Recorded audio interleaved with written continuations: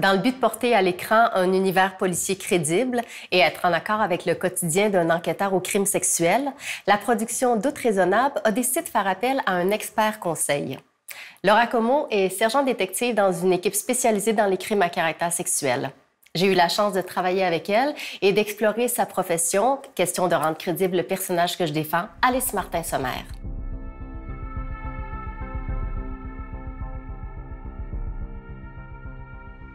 Quel est votre rôle à titre de consultante sur la série?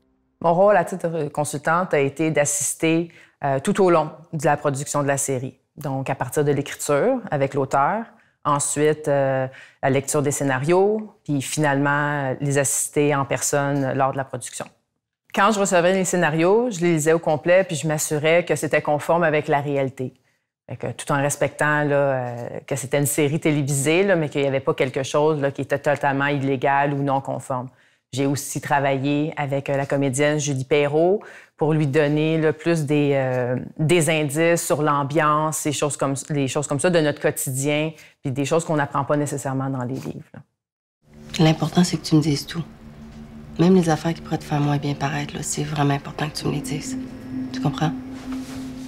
Julie me posait beaucoup de questions par rapport justement, le day-to-day, le quotidien d'un enquêteur. C'est quoi l'ambiance? Qu'est-ce qui est pas nécessairement tangible, mais qui fait une différence? Là, les petits détails de comment interagir avec que ça soit un suspect ou une victime.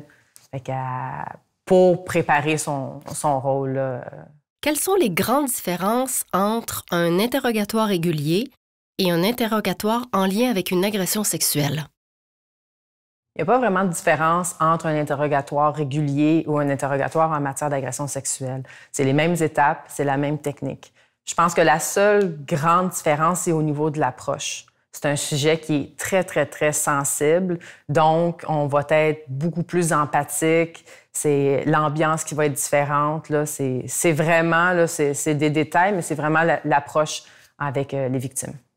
Quand une présumée victime arrive au poste, elle va être prise en charge d'une manière différente. C'est sûr que le côté humain est très, très, très respecté.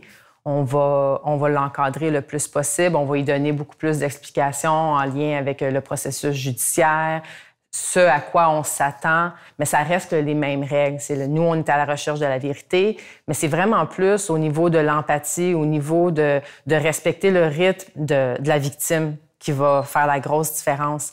Si vous faites voler votre véhicule, ça ne sera pas aussi intrusif que si vous avez été victime d'une agression sexuelle. Fait que c'est vraiment à ce niveau-là que ça va jouer. Qu'est-ce qu'il faut garder en tête quand une présumée victime se présente pour la première fois pour déposer une plainte? Une des choses les plus importantes de garder en tête, c'est qu'on est peut-être la première personne à qui la personne va venir verbaliser son agression. Okay? C'est un événement très, très traumatisant, très intrusif. Donc, la première des choses, c'est ton ouverture d'esprit, ça va être hyper important. Moi, je suis comme une page blanche quand je rencontre quelqu'un. Donc, on respecte le côté humain, on va respecter les silences, on va respecter les émotions qu'elle va vivre durant l'entrevue. On va vraiment l'accompagner là-dedans. Faire preuve d'empathie envers ce qu'elle a vécu, puis essayer de l'accompagner du mieux possible.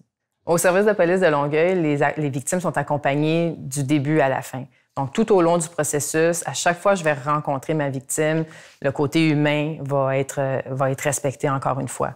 Moi, je leur dis souvent, moi, je suis la meilleure des soldats, mais je vais aller le plus loin que tu veux aller dans ta plainte. Donc, on respecte énormément. La victime reste, dans le fond, maître de sa plainte. Une chose qui est super importante que les victimes comprennent, c'est qu'on n'ira jamais les obliger à venir témoigner si elles ne désirent plus le faire. Si elle veut arrêter son processus, elle l'arrête. Peu importe on est rendu où dans le processus. On veut que ça soit réparateur pour eux autres. On veut pas que ça les détruise plus que ça. C'est une des raisons pourquoi que je participe à des capsules comme ça. Je veux que les victimes comprennent que ça peut bien se passer quand on décide de porter plainte, de dénoncer une agression sexuelle.